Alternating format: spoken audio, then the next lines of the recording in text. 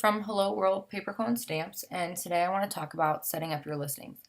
Your listings are very important. It's where you convey everything to your customer, including your item, size, color, your process, all that good stuff.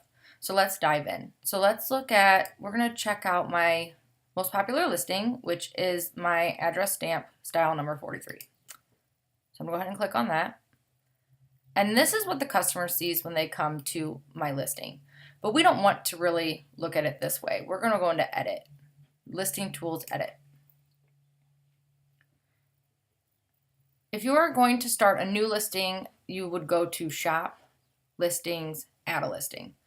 This screen will pop up if you go to Shop, Listings, Add a Listing. However, it would be blank, so because you would be starting new. So we're going to look at the one I have already filled out. Here are the photos section. So you have 1, 2, 3, 4, 5 photos. I would recommend using all 5 photo slots. I currently don't because I did it in the beginning, but now have learned that having all 5 photos is pretty important. You can show different colors, you can show a close-up, you can show an action shot. There are many different things you can do with the 5 photo slots. I am currently switching all of my listings over to having 5 photos. It is a long process. And always remember that if you only have 2 photos, that's okay. Just start somewhere. We're all at different processes and different stages of our shop. And so I have 2 photos. You know what, life goes on. Here we go. So I've got my only 2 photos here, and it's the close-up shot of the stamp and then the alphabet for the font of the stamp. I did that because this particular font is a little different than what most people are used to. So I like to show my customers what their last name could look like. Then you'll go down to the title. The title is really important. You want it to be specific, however, not unique, if that makes sense. So as you can see, I named mine Return Address Stamp, comma, Self-inking Address Stamp, Custom Address Stamp. The commas and dashes do not matter. You could literally just put spaces. But you want to name your item something that people are actually going to search for. Now, I did add the style number 43 on the back. That's just for me, so I know which one to pull up when I go to edit and customize their stamp.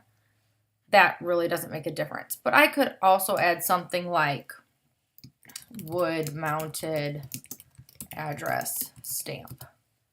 You have 140 characters. I recommend using them all. This is another thing that I'm doing to update my shop as well. So I recommend using all 140 characters. If you have questions about your titles and you want to email me a couple ideas that you have for yours, go ahead. I will gladly answer your email. I will talk to you. That's no big deal. So then you go to the About This listing, and this is the Who Made It section. So who made it? Either you did, a member of your shop, or another company or person. So another company or person is really for supplies. So mine's I did, and it's a finished product, or you can have a supplier tool. So mine's a finished product. Sometimes I'll switch it up to a supplier tool just because mine are stamps, and so people can use them as a supplier tool to make things. But usually I click finished product, and then it's made to order, or you can select when it was made. So if it's vintage, it's going to be 1940s or whatever. Mine are made to order because I don't make the stamps until they are ordered. Category of paper and party. You can go even farther. You could do paper and then stationery or whatever.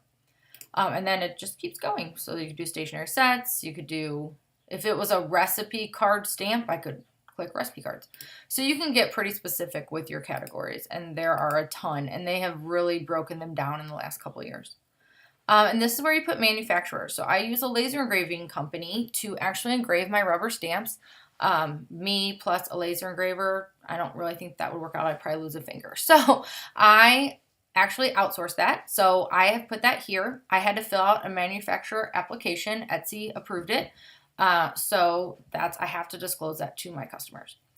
So you can have different manufacturers. And if you need help filling out that form, you can email me too. So I apply my tax rates in Illinois where I live. I have to tax for sales tax. And so I do that. The only people that get taxed are people who live in Illinois like me. And then you can put the quantity. That's just if you sell customize stuff, you probably can put however many you want. If you sell things that are already created, then you're going to want to put, if you only have 5, you only have 5. Put it down that way they sell out and you won't get stuck with an order that you can't fill. And then renewal options. So right now it's set to manual. This is new. Etsy just added this. So you used to have to manually renew your listings when they expired, but now you can set it to automatic, which I'm going to do while we're in here. So then it will automatically renew because I don't want it to expire.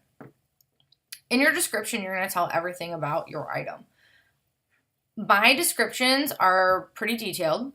So starting with, how they can use the product, what size the product is, what options the product has. And then I go down to order. So this is like the how to order step by step. Please remember that a lot of people don't shop on Etsy. So most of your customers are going to be new to Etsy and they won't know really what to do. So having a how to order section is really helpful for new Etsy customers. And then I let them know the turnaround time, how long it's going to take. And then I also have a little something at the bottom about how I do custom work. So, and then you can also click the buyers can request customization checkbox.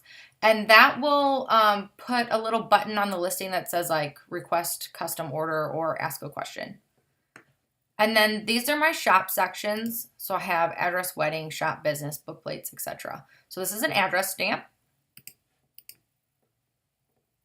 And then this is where you would do variations. So variations, I have style and proof. So this shows them the different styles and you can do price variations, which is really helpful. This just happened like in the last year and a half. So now I don't have to have a separate listing for each of my price points. I can put them all in one listing, which is really great. So to add a new one, you just add an option. We'll pretend I have self-inking pink, even though I don't. So you would do self-inking pink, and then you would just add it, and then you could put the price. And you can click if they're in stock or out of stock. So, for example, if you sell scarves and you have maybe a cranberry scarf and a mustard scarf and an off-white scarf, and for example, you have 5 of the cranberry, 5 of the mustard, and only 2 of the off-white, you can make sure that you click that when they're out of stock. And then down here I have proof, no proof needed, or proof via Etsy Convo. That's just for me. If they want a proof or if they don't, I will know that when they order. Shipping. So I have calculated shipping for this listing. I will do an entire post about shipping. So we're just kind of going to breeze over this and I'll address it later. But for calculated shipping, you can put in your item weight and your item size. This was really important. This is item size, not the size the box is going to be that you're going to put your item in. That's somewhere else. So I put in how much it weighs and then how big it is approximately. So then you would go, it's calculated shipping. And then you would list all the different services that you offer. This is done under the shipping tab. So you can do it here. So I can unlink this. So say I unlink this. So now I have my, that doesn't look right. Oops. So now I have this done. And then, so my shipping profile, I can switch this now. I can do it manually. So now I have no shipping profile selected. I have United States, ready to ship in. We'll go with 1 to 2 weeks. And then I can add how much it would cost. So, for example, in the United States, I would put $4.95 because that's how much I charge for shipping for this size stamp. And then with another item, it would only be $1. So if they ordered 2 stamps, their first stamp would be, the shipping cost would be $4.95, and the second stamp's shipping cost would only be $1. That way you're not charging them, $9.90 for shipping. That would be insane. So then everywhere else, I mean, I sell internationally. That's a personal preference. You may want to start domestic, and then when you get really rolling, then add international shipping. I recommend international shipping. My shop kind of really took off after I opened it up to the whole world, and now I ship to Australia, the UK, Japan. I've shipped to Singapore, New Zealand, all kinds of places all over the world. It's pretty cool. Then you can also add upgrades. So you can add like rush order. $10 or whatever you want to do. So you can add different things there. And then the shipping upgrades to everywhere else. So if you're international, you can add Rush.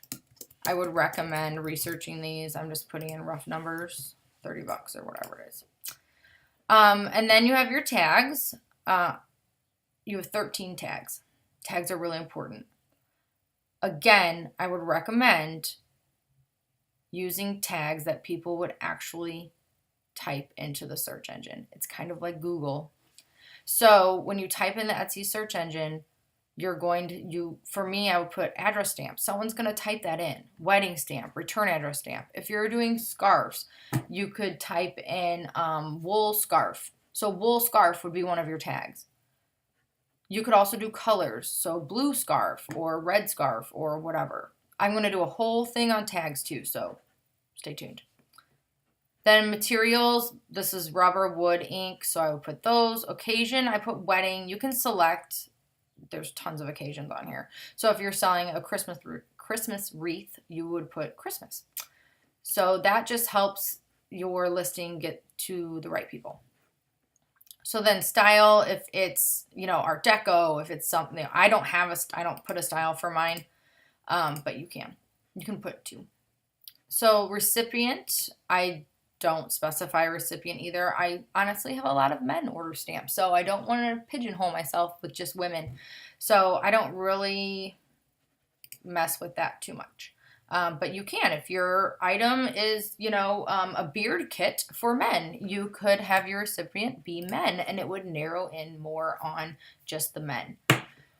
So that's pretty much it for listing. I know that there are probably still a lot of questions, especially with shipping and tags and titles, but I just wanted to give you a little overview of how to set up a listing so you could get started. The biggest advice I have for you is just get started. You can always change things later. If I wouldn't have got started 6 years ago, I wouldn't be where I am now. And hopefully for you, it doesn't take 6 years. I mean, I had a full-time job and, I had a baby and all kinds of things that were on my journey. But if you don't start, you'll never get anywhere. So please start. If you need help, please email me, Kelly@helloworldpaperco.com. I'm more than happy to answer any questions you have. Thanks so much.